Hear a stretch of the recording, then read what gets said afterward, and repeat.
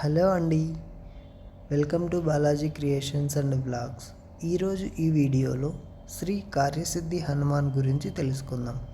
ప్రతి ఒక్కరూ జీవితం సంతోషంగా ఉండాలనే కోరుకుంటారు.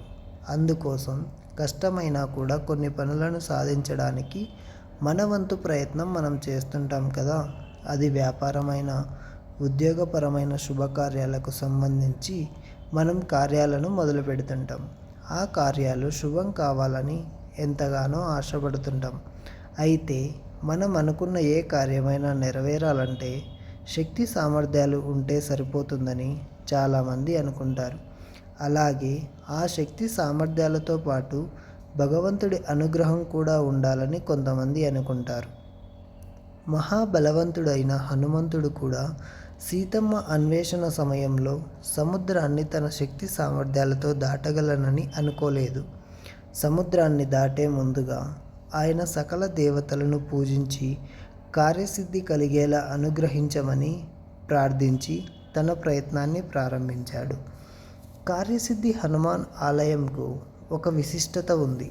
ఇక్కడ ఈ దేవాలయంలో మనం భక్తితో ఏ కోరిక కోరినా కూడా నెరవేరుతాయని ఇక్కడి ప్రజల నమ్మకం.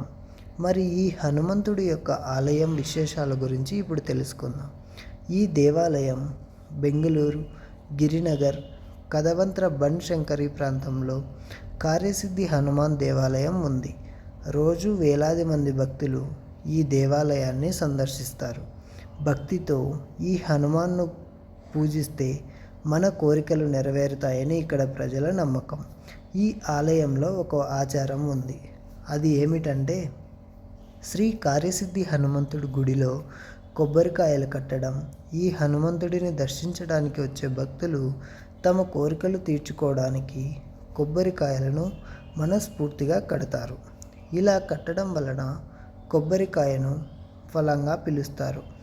ఇలా ఈ హనుమంతుడు దేవాలయంలో మొక్కుకొని కొబ్బరికాయ కట్టి గుడి చుట్టూ ప్రదక్షిణలు చేయడం వలన అంతా మంచి జరుగుతుంది అని ఇక్కడ ప్రజలు నమ్ముతారు.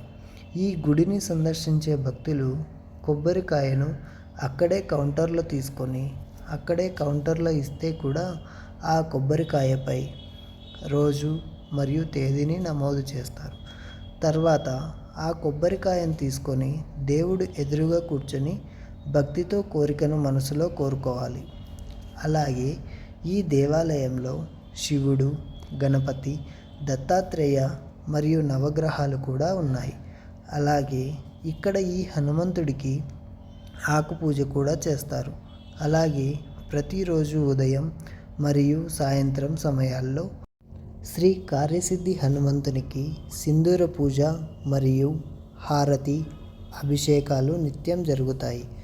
అలాగే సింధూర పూజ మరియు హారతి అభిషేకాలు అయిపోయిన తర్వాత నిత్యం ప్రసాదాలు కూడా అందజేస్తారు. Thanks for watching. Please subscribe for more updates.